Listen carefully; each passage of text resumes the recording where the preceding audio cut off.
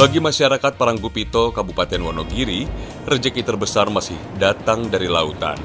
Sehingga kali ini, para ibu mengajak saya menuju Pantai Klotok untuk mencari rumput laut. Meski kelihatannya tinggal memungut saja di antara bebatuan, kami harus jeli dan lincah berlari saat ombak datang.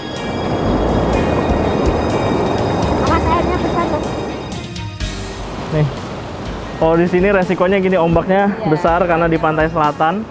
Udah gitu, di sini juga habitatnya gateng, ular-ular laut itu, jadi bahayanya double. Kita harus cari rumput lautnya juga harus satu di antara beberapa jenis yang banyak ini. Bulu babi yang tajam berduri yang jadi tantangan di sini.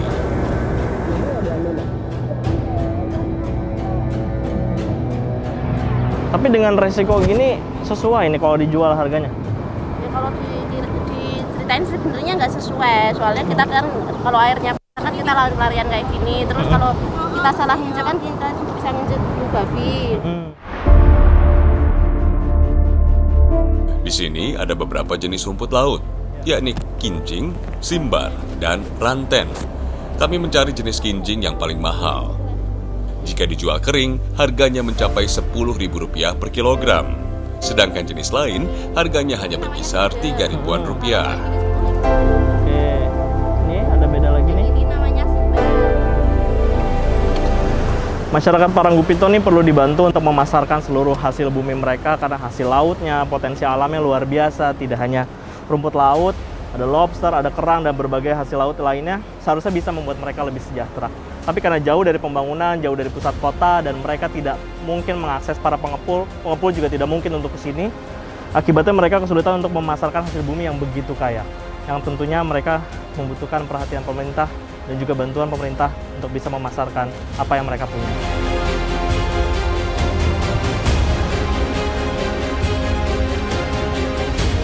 Ya, potret ini adalah cerminan ironi.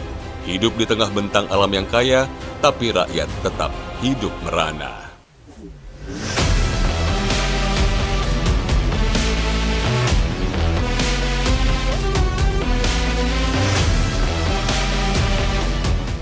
Di sela-sela waktu melaut, warga Paranggupito juga menanam singkong. Hanya singkong yang mampu tumbuh dan hidup di wilayah padas berbatu ini.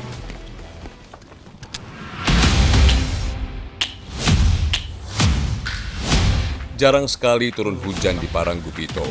Kemarau bahkan bisa berlangsung hampir 10 bulan dalam 1 tahun. Alhasil, sudah puluhan tahun warga mengalami kekeringan. Pengajuan pengeboran sumur pun tak pernah ditanggapi pemerintah. Kalau misalnya ibu dapat bantuan pemerintah, ibu mau bantuannya apa kira-kira? Di sini kan ada sumber, tapi kan kecil. Alangkah baiknya kalau sumber itu bisa dibikin menjadi besar sehingga para petani bisa menggunakan itu si air buat menyirami tanaman sehingga kita bisa nanam sayuran gitu lah, maksudnya bukan cuma si pohon.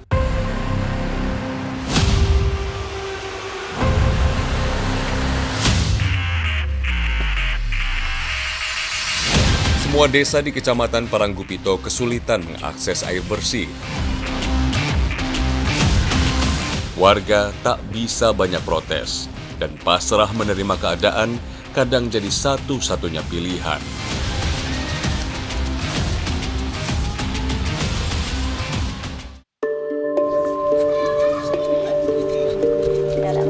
Di sini hanya jagung dan singkong yang bisa tumbuh. Paranggupito ini bisa dibilang surplus singkong karena selain diolah kemudian menjadi makanan utama mereka yaitu tiwul. Mereka bahkan bisa menyuplai singkong ini ke desa-desa dan juga kecamatan lain. Andai saja ini dibantu dengan modal dan juga taktik pemasaran yang lebih jitu, mereka pasti mau mengoptimalkan ini untuk bisa menjadi mata pencarian utama mereka. Jarang sekali ada pengepul yang mau masuk ke desa ini. Mereka enggan menempuh perjalanan berat sejauh 11 km. Pernah nggak sih dinas atau pemerintah bikin pelatihan, pemberdayaan gitu? Dulu ya pernah ya sekali dateng gitu ngajari buat bikin keripik singkong. Tapi setelah itu ada yang ngelanjutin, maksudnya nerusin pelajaran itu, tapi cuma berjalan sebulan atau 2 bulan gitu, nggak lama. Setelah itu berhenti. Masih gitu sih. Sayang sekali, potensi pengolahan singkong tak tergarap dengan baik. Warga tak mampu menjual sendiri ke kota karena ongkosnya besar dan butuh waktu lama.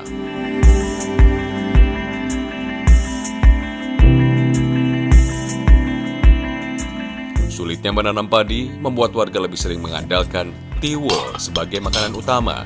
Kalaupun ada beras, harganya sangat mahal.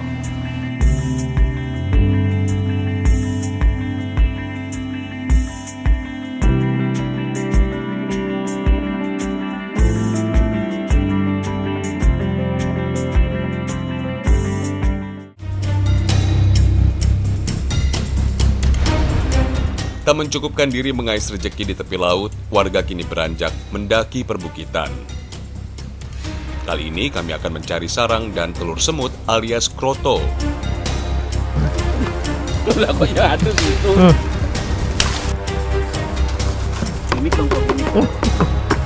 Jadi di ember ini kita harus sedia air juga, karena ketika semut-semutnya jatuh, bisa jadi nyerang tangan atau kaki kita, dan karena ini semut merah, jadi pasti gigitannya luar biasa. Oh tuh. Lalu Saya pun tak lolos dari serangan semut merah ini. Hampir sekujur tubuh saya panas pedih menahan gigitan si semut rang-rang.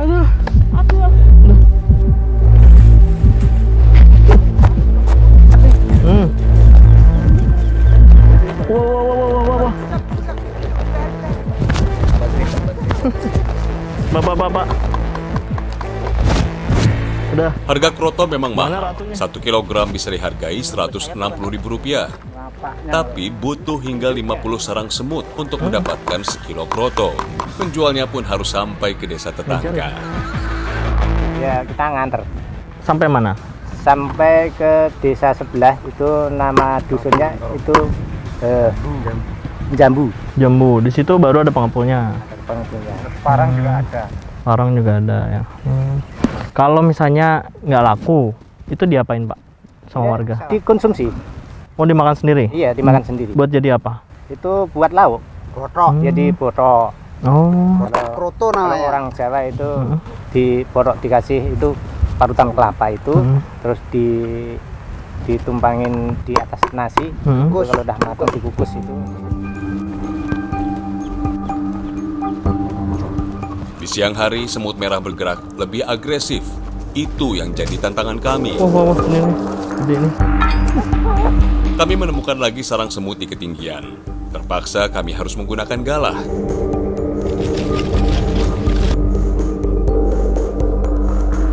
Meski sudah agak menjauh, tetap saja si rang-rang mampir di tubuh saya.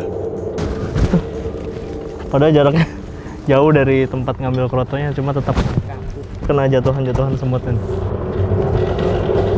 Rasa sakit bercampur gatal yang harus kami tanggung hanya menghasilkan tak sampai setengah ember kroto. Pak, kalau ini kan kita dapatnya nggak sampai sekilo nih. Terus diapain Pak?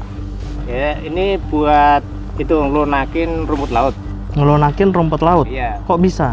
Iya, itu kan kalau rumput lautnya itu kan pada waktu nempel di batu itu kan alot seperti plastik itu. Ya, keras ya. Setelah dikukus sama ini semut ini nanti kan bisa lunak.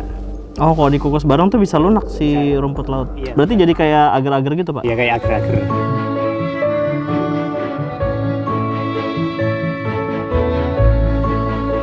Kroto ternyata berguna juga untuk melunakkan rumput laut. Kami harus membersihkan rumput laut dari akar, lumut, dan pasir. Parutan kelapa dan bumbu-bumbu ditambahkan. Setelah dibersihkan, barulah kroto dicampurkan. Sekarang itu cuman laku 130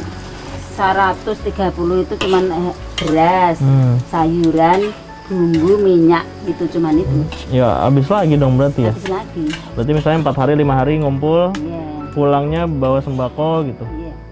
Jadi ibu nggak bisa nabung dari situ dong? Enggak bisa. Kalau misalnya nih pemerintah kasih bantuan nih Bu, pemerintah pusat kan misalnya dananya gede gitu, mau kasih bantuan ke ibu maunya bantuan apa? Itu mencarikan pengepul, biarin ada pengepulnya kan datang ke sini itu kan. Nanti kalau ada pengepulnya datang ke sini kan warga yang berani melaut itu kan kebanyakan bisa jualan ke sini.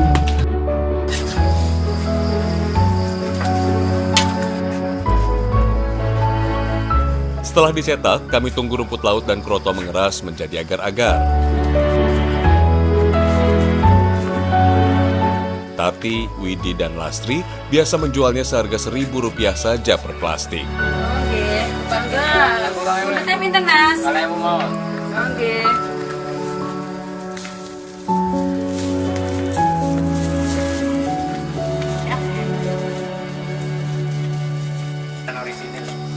Enak, Bu. Enak tenan, Mas. Oke.